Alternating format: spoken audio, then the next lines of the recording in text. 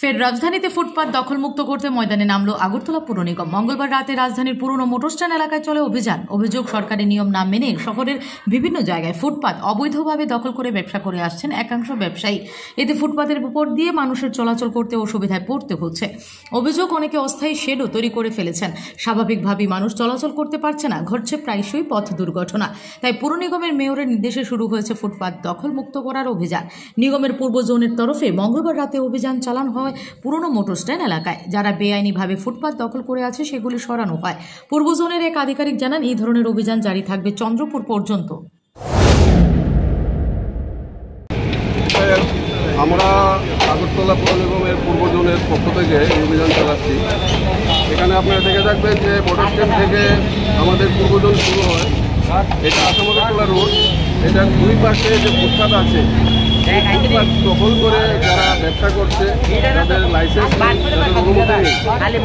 আপনারা দেখছেন যে এখানে বিভিন্ন ধরনের টেম্পোরারি শেড মানুষ বানিয়ে নিয়েছে যার যার দোকানের সামনে, এবং তার ফলে বাইক এই সমস্ত জিনিস রাখছে। তার ফলে যারা পথচলতি মানুষ যারা পায়ে হেঁটে রাস্তায় পূজা দিয়ে যাতায়াত করেন ওনাদের পক্ষে এই যাতায়াত করে অসুবিধা হয়ে যাচ্ছে।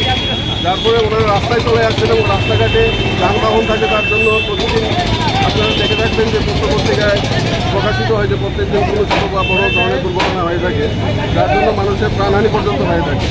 আমরা পৌর নিগমের পক্ষ থেকে আজকে থেকে পার্টিকুলারলি আমরা প্রায়শই এই অভিযান করে থাকি, এবং আজকের থেকে এই বড় স্ট্যান্ড থেকে শুরু করে একদম আসানসোমনি হয়ে চন্দ্রপুর পর্যন্ত যেই আসামগরতলা রোডের মেইন দুই ধারের যে ব্যবসায়িক প্রতিষ্ঠানগুলো আছে যারা বেআইনিভাবে ফুটপাত দখল করে ব্যবসা করছেন, আমাদের যে অথরিটি আছেন, আমাদের মিউনিসিপ্যাল কমিশনার স্যার এবং অনারেবল মেয়র, ওনাদের যে ইনস্ট্রাকশন অনুযায়ী আমরা বেদখল মুক্ত করছি, যেন এই ফুটপাতগুলি মানুষের চলাচলের উপযুক্ত হয় এবং যানবাহনের জন্য মানুষের যে দুর্ঘটনা ঘটতে হয় এই ফুটপাত ছাড়া রাস্তা দিয়ে হাঁটলে সেটার জন্য আমরা কমাতে পারি।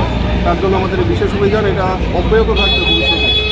Bureau report, S Bharat live 24 hours.